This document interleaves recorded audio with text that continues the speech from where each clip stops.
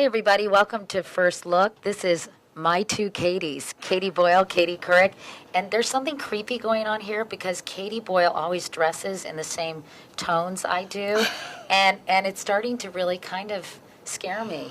I'm stalking you. I envy But, you. But, we're coordinated a little bit, but we're quite colorful. For morning show anchors. Exactly. Hi, I'm Katie. I'm Katie, too.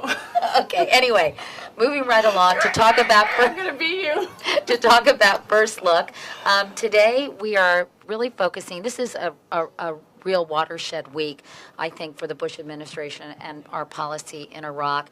Obviously, because the Baker-Hamilton report is coming out, much anticipated on Wednesday, and there seems to be some movement within the White House and with other high-ranking officials about sort of what we're going to do in terms of the policy there. It seems like it's been moving at a snail's pace, but this might be a very important week. I think it will be an important week. So we're beginning tonight with Jim Axelrod at the White House, and I'm not sure what Jim is talking about in particular. Do you know, Katie?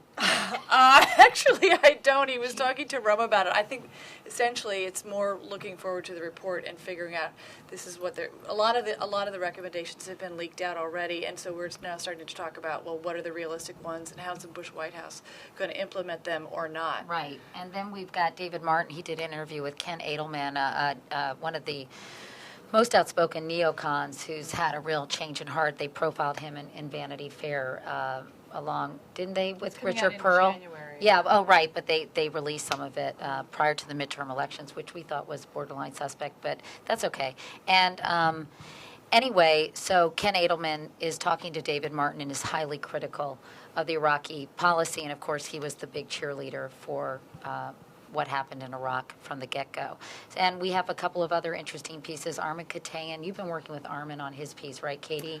I haven't, but I'm aware of it. Armin Katayan's got... Who has been working with you? Does anybody know what the hell is going on here? No, we have an exclusive early look at an Inspector General report from the Interior Department that basically says that the oil companies have not been paying what they should to the taxpayer for the windfall profits they make. So it's sort of your tax dollars at work.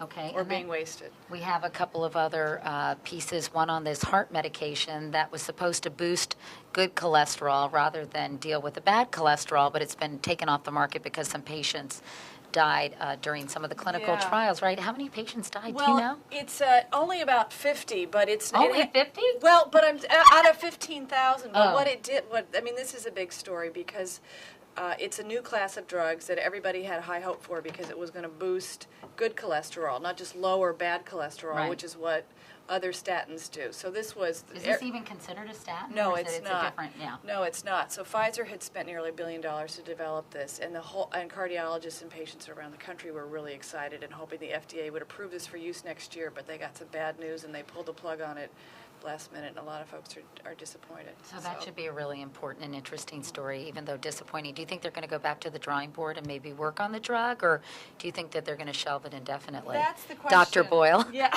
well, Dr. LaPoop will weigh in on that. I think that the hope is that they'll find another way. There's some good news on a diabetes drug, though, that just came across the wire. So with every, maybe do that, and so we'll include that in your chat with Don afterwards. Sounds good. And then I'm working on a piece on faith in films. You know, Fox opened up a whole division that's focused on religious movies, and this movie, a Christian movie about a football team in Georgia, was made for very little money and has raked in millions and millions of dollars. And of course, the Nativity opened. I'm sorry, I had a burrito for lunch. I have a little indigestion. The Nativity opened. I need a breath mint apparently too. But the Nativity opened up this weekend, and it's really a look at how Hollywood is capitalizing on religion in this country. And I interviewed the director and the writer of this movie. The writer did The Rookie, and the director did 13. And what is it? Prince of Dog? What is that? Dog? Lords of yeah, I knew it's Lords kind Prince. Of subversive movies, yeah, very. Exactly. I mean, anybody who saw 13 was like, okay, I'm sorry, I'm sending my daughter to a nunnery. But anyway, she directed this, and we had a very interesting conversation about Hollywood's current infatuation with religious films, and I was talking to them about whether it was polarizing, because if you're not of a certain faith or not a particularly religious person, sometimes I think they can only add to sort of the polarization that many people feel exists in this country. So that's really what we're doing today on First Look. I think it sounds like a really interesting show. I'm excited about it. Lot Are of you excited variety. about it? I'm very excited. It's Monday. Yeehaw. I'm ready to go. Woohoo! All right, So what are you wearing tomorrow? I'm not going to tell you, and please stop going through my closets. Ew. All right, we'll see you tomorrow. Bye.